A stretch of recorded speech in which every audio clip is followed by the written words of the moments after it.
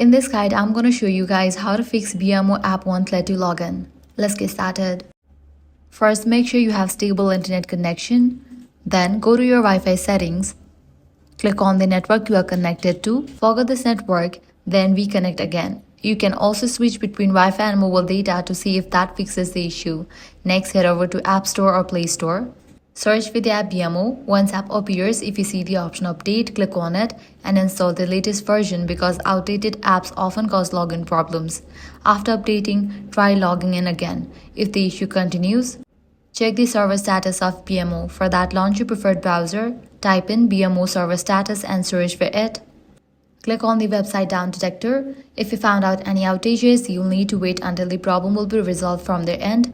If not, you can completely delete the BMO app from your device and reinstall it. This refreshes the app and often fixes temporary bugs. With these solutions, your problem will be fixed. If this guide helped you out, do not forget to like, share, and subscribe.